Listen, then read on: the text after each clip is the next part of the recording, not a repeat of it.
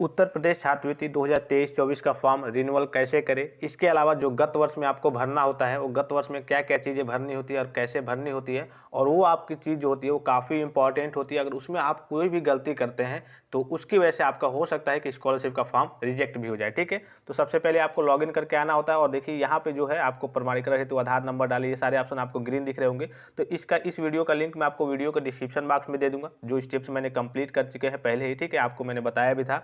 और यहाँ पर देखिए जो मेन होता है यही होता है आपका पांचवा ऑप्शन, नवीनीकरण आवेदन पत्र को संशोधित करें। और ये सारी चीज़ आपका फोटो अपलोड करें, और जब आप पहली बार करने जाएंगे तो रजिस्ट्रेशन करें और फोटो अपलोड करें, वो आपका ग्रीन दिखाएगा। और ये सारी चीज़ आपको ग्रीन नहीं दिखाएंगी। तो ये इस स्टेप्स का मैं वीडियो आपको वीडियो के डिस्क्रिप्शन बॉक्स में उसका लिंक दे दे रहा हूँ, जाकर के उस पर क्लिक करके वो सारे प्रोसेस आप देख सकते हैं।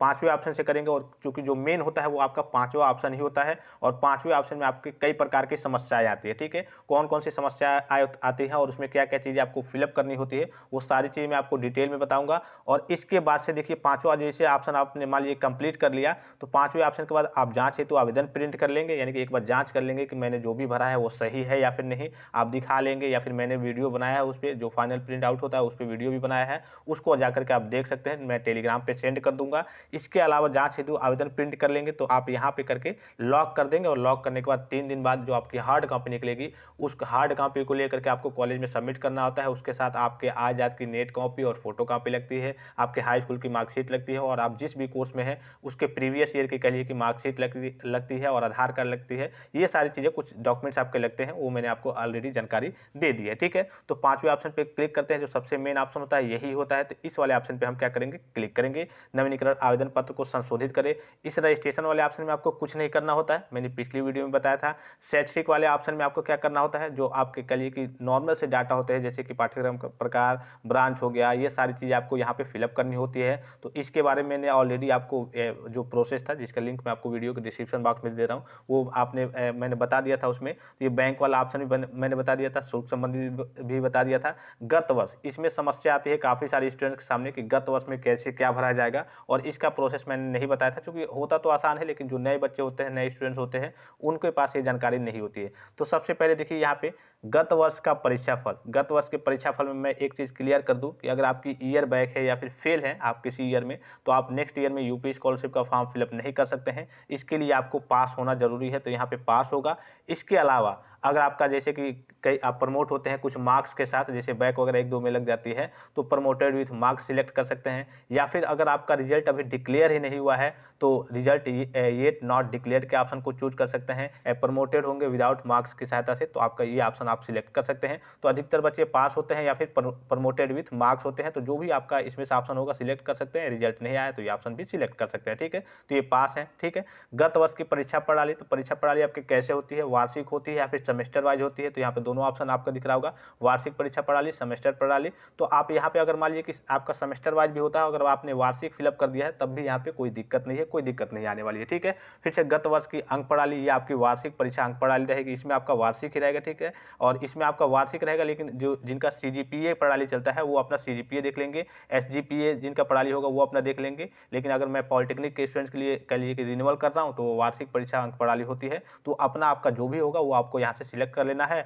और यहाँ पे आपका कहिए कि गत वर्ष का जो एग्जाम होता है, जिस तरीके से सेमेस्टर वाइज होता है, तो यहाँ पे सेमेस्टर प्रणाली चूज कर सकते हैं। अदरवाइज अगर आप यहाँ पे वार्षिक परीक्षा प्रणाली भी कर देते हैं, जैसे मान लीजिए मैं पॉलिटेक्निक के स्टूडेंट्स के लिए कर रहा हूँ, यहाँ पे सेमेस्टर वाइज होता है, लेकिन यहाँ पे वार्षिक परीक्षा प्रणाली भी कर देते हैं, तो कोई दिक्कत की बात नहीं है। और वार्षिक सभी बच्चे लगभग वार्षिक ही रखते हैं। ठीक है, फिर यहाँ पे जो चौथा ऑप्शन है इसमें आपको कुछ नहीं फिलअप करना होता है। फिर पांचवा ऑप्शन है गत वर्ष का प्राप्तांक। देखिए ये सबसे ज्यादा इंपॉर्टेंट है, और जो भी बच्चे मान लीजिए कि आप किसी भी कोर्स में हैं, आपने रीचे का फॉर्म फिलअप कर दिया है, आपके बोर्ड के एग्जाम की परीक्षा हुई, रिजल्ट आया, आप अपने रिजल्ट से संतुष्ट नहीं है, तो आपने रीचे का फॉर्म फिलअप कर दिया है, तो इस केस में अभी आपको रिन्यूअल नहीं करना है। जब आपका रिजल्ट आ जाएगा तो यहाँ पे सही सही डाटा आपको फिलअप करना होता है। क्या फिलअप करना होता है कि आपने कितना पाया है। जैसे कि मान लीजिए कि आप इस बार फाइनल ईयर में है किसी कोर्स के, तो सेकेंड ईयर में आपने, ये है छठा ऑप्शन, कितने में कितना पाया है। मान लीजिए कि आपका टोटल 500 का था, तो 500 में इन्होंने 349 पाया है। मतलब कि जितना जो भी आपका आंकड़ा होगा, 1000 में आप 800 पाए होंगे,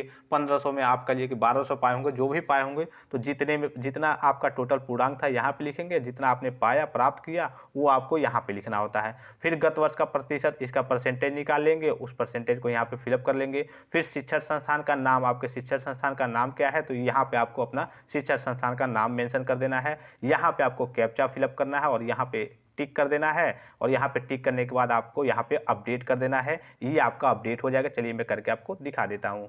अब देखिए सारी चीज़ों को फिलअप कर लिया गया है। यहाँ पे आपको अपडेट का ऑप्शन दिख रहा होगा, इस अपडेट वाले ऑप्शन पे क्लिक कर देना है। अब देखिए यहाँ पे क्या आ रहा होगा, सक्सेसफुली अपडेटेड, यानी कि जो भी चीज़ आपने फिलअप की वो सारी चीज़ें अब अपडेट कर दी गई हैं। ठीक है, इसी तरीके से यहाँ पे मैंने ये ऑप्शन जो है, ये इसका लिंक मैं आपको वीडियो के डिस्क्रिप्शन बॉक्स में दे रहा हूँ। ये पहले ही मैंने आपको कंप्लीट करा दिया था। एक ऑप्शन वही गत वर्ष वाला बचा था, तो काफ़ी सारे स्टूडेंट इसके बारे में पूछ रहे थे, सर गत वर्ष में क्या होगा, कैसे होगा, ये सारी चीज़ें होती है। ठीक है, इसके बाद से देखिए ये आपका कहिए कि एक तरीके से आपका जो पूरा फॉर्म है जो आपने सही से भर दिया होगा तो ये कंप्लीट है। अब आपको कहिए कि होम पेज पे चले आना है और यहाँ पे ध्यान रखना है, अगर आपने कुछ गलत भर दिया होगा तो फिर से आकर के आप लॉग करने से पहले सुधार भी कर सकते हैं। चलिए होम पेज पे हम चले आते हैं।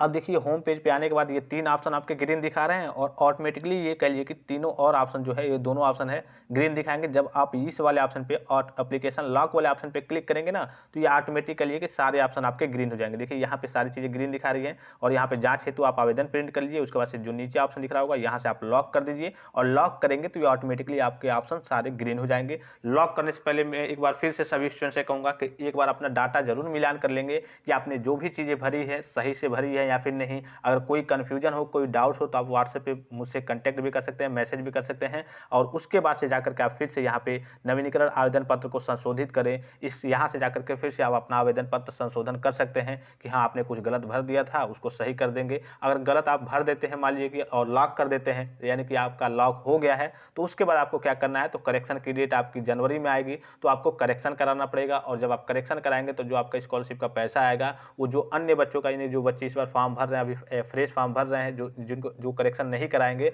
उनसे आपका काफ़ी लेट से पैसा आएगा, 2-3 महीने बाद आएगा। तो आप कोशिश करेंगे कि जो भी आप डाटा भरेंगे सही भरेंगे, सही तरीके से भरेंगे, कोई जल्दीबाजी नहीं करेंगे और कोई गलती नहीं करेंगे। अभी डेट आपकी आगे तक है। आशा करता हूँ कि ये जानकारी आपको समझ में आई होगी और यहाँ पे आप करने के बाद ऑटोमेटिकली लॉक करेंगे तो ये सभी ऑप्शन आपके ग्रीन हो जाएंगे। उसके बाद से हार्ड कॉपी निकाल करके अन्य डॉक्यूमेंट्स के साथ कॉलेज में सबमिट कर देना है। तो फिलहाल इस वीडियो में इतना ही, इजाजत दीजिए। धन्यवाद, थैंक्स फॉर वॉचिंग। मिलते हैं नेक्स्ट वीडियो में।